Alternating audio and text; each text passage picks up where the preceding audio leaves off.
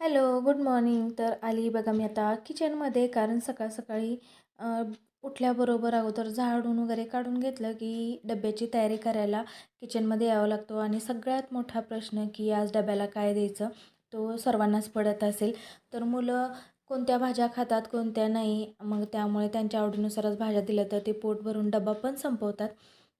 आणि इकडे त्या दिवशी जी अळूची पानं होती घरासमोर लावलेली, तर ती काढली होती. तर त्याला आज मुहूर्त लागला. तर इकडे बेसन पीठ आरूने म्हणजे रवीच्या साहाय्याने फेटून दिलं होतं. म्हणजे त्याच्यामध्ये थोडंसं लाल तिखट, धना पावडर आणि हळद, मीठ वगैरे टाकलेलं आणि ओवा टाकलेला. तर त्याचं सारण आता मी म्हणजे पूर्ण जे पानं होते त्यांना लावून घेतलं आणि अगोदर अळूवड्या तळून घेतल्या. जेवढी पानं लावली होते तेवढ्या अगोदर तळून घेतल्या, कारण आरूला शाळेत जायला आज थोडासा उशीर, म्हणजे रोजच्याच टायमिंगला पण कितीही लवकर आवरा व्हायचा तो उशीर होतोच, म्हणजे घाई गडबड होतेच सकाळ सकाळी.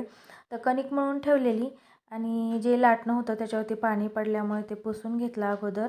आणि एक चपाती लाटून घेतली. तोवर आळूच्या ज्या वड्या होत्या तर त्या थंड झालेल्या, तर अशा पद्धतीने पण केल्या तरी पण छान लागतात आणि उकडून घेऊन केल्या तरी पण छान लागतात. तर इकडे आरूसाठी डब्यामध्ये पॅक केल्या. त्यानंतर एक चपाती भाजून घेतली तिच्यासाठी आणि तिचं सगळं आवरून दिलं. तिनंच बाकीचं आवरते, फक्त तिचा जुट्टू घालून द्यायचा असतो, तो घालून दिला. आता हे आरूला शाळेत सोडून येत आहेत तोवर यांच्यासाठी आता सध्या ते डाएटवर असल्यामुळं तो एक मोठा प्रश्न, त्यांच्यासाठी काय बनवायचं बिना तेलाचं किंवा कमी तेलातलं. त्यामुळे तर इकडे हिरवी मिरचीचा ठेचा बनवून घेतला. नेहमी तर मी खलबत्त्यात काढून घेते, पण आज थोडंसं घाई गडबड होती त्यामुळे मिक्सरला ओबडधोबड फिरवून घेतला आणि छान मस्त झाला होता. वास पण खूप छान येत होता.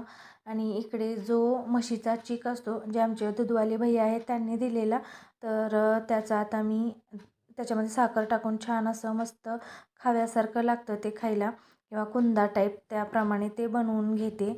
आणि त्याचबरोबर आठवलं की शेंगदाण्याची चटणी पण सगळी संपून गेली होती. आरूला पण आवडते किंवा सर्वांना आवडते जेवताना थोडे थोडे खायला, किंवा नुसती पण म्हणजे भाजी नसेल तर ती पण चटणी पण छान लागते. कधी कधी आरू भाजी जर आवडीची नसेल तर चटणी पण घेऊन जाते, लोणचं चटणी. तर त्या दुधाच्या ह्याच्यामध्ये एक मुंगी पडलेली काळीवाली, तर ती काढून टाकली. आणि आता शेंगदाण्याची जी चटणी आहे ती पण मी आता मिक्सरलाच वाटून घेते ओबडधोबड, कारण खलबत्त्यात कांडायचं म्हणलं की थोडासा वेळ लागतो आणि सकाळी एवढा टाईम नसतो, कारण मला आणखीन ध्रुवला पण शाळेत सोडायचं होतं. यांचं जेवण झालं होतं तर हे गेले. आणि आता बघा थोडी थोडी घेऊन मी खलबत्त्यामध्ये पण थोडंसं काढून घेते, ज्याने त्याला बाइंडिंग छान येतं, म्हणजे एकदम